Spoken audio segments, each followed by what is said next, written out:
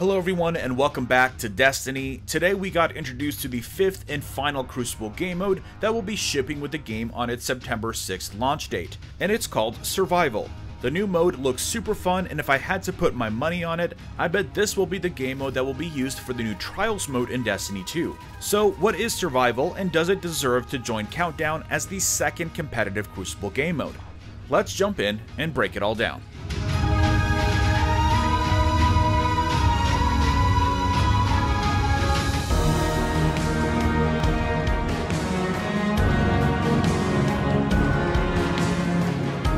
So as I mentioned, Survival is the second of the competitive Crucible game modes. To quickly recap, in Destiny 2, you will be able to queue into one of two playlists, Quick Play and Competitive. The Quick Play playlist features Control, Clash, and Supremacy, and the competitive playlist features Countdown and Survival. Those are all of the Crucible game modes that will be available at launch. You will no longer be able to simply select the exact game mode you want to play. I don't really mind this because the new Survival mode sounds like it will be a lot of fun. We got our first glimpse into the new Survival game mode on a brand new Mercury map called Altar of Flame. The map has a very strong Osiris vibe, which was confirmed by Lars Bakken to be the case, so it seems like Osiris definitely had some influence into this space. I'm really digging the look of this map, and it seems perfectly suited for Survival. So, what is Survival? Well, Lars Bakken, the Crucible game lead, described it as a reimagined version of Skirmish, and that definitely holds true, but there are also some strong links to elimination as well. The object is to simply wipe out the enemy team before they wipe you out. Classic elimination. Except what makes things more interesting here is that you will be able to respawn when you're killed. However, your team is given a shared pool of 8 lives. You and your teammates will continue to respawn as long as you have lives available. That means that if you are the only one on your team that keeps dying, you can potentially expend all 8 of your lives yourself, so you definitely have to be a bit more careful and communicate with your team. If that doesn't scream competitive, I don't know what does. Once those shared lives are expended, then it basically becomes elimination. You will no longer respawn, and then the team with a surviving member at the end wins the round and the team is granted a point. And the first team to collect 3 points wins the match. Now, there are a few more details that will definitely keep things interesting throughout the match. First, and perhaps the most vital feature, is the fact that there will be one single power ammo box that is located in a central location on the map. Sound familiar? Yes. Except, of course, it's power ammo and not heavy ammo, although the first crate does spawn in at the 30-second mark, so there is a potential to pull it twice per round. So you can bet that the battle for that ammo will get pretty heated.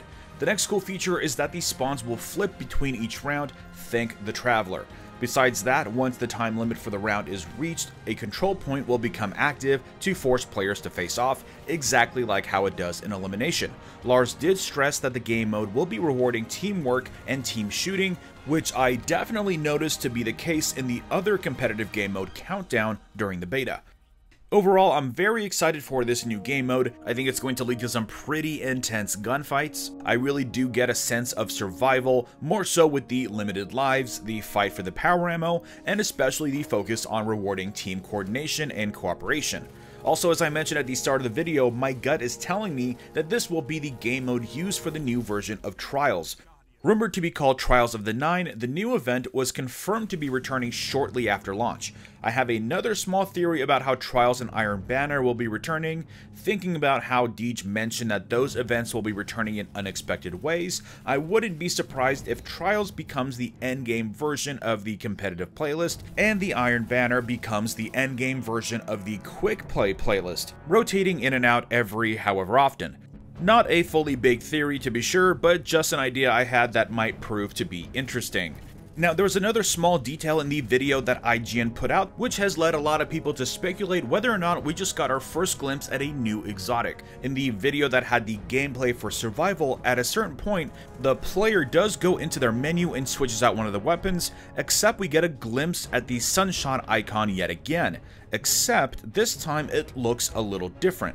If you look at the icon here versus what we got in the beta, they look very different. The one here does show to be quite a bit darker than the one we got in the beta. Now, my guess here is that it's simply an older version of the icon, but I do like that it does confirm for everybody that the exotics are not class restricted. You can see the Titan here has all three: the Sunshot, the Risk Runner, and the Sweet Business. I never seriously thought this would be the case, but there was a lot of people confused since the exotics were class locked during the beta, but that was simply because each of the classes had their own designated loadout. In fact, we did learn in one of the earlier Bungie podcasts that it's possible that the Sunshot is going to be the first exotic we get during the campaign, so it's clearly going to be available for every class. Anyways, let me know what you think of Survival and what are your thoughts on the Crucible as is, especially after playing the beta. Let's discuss.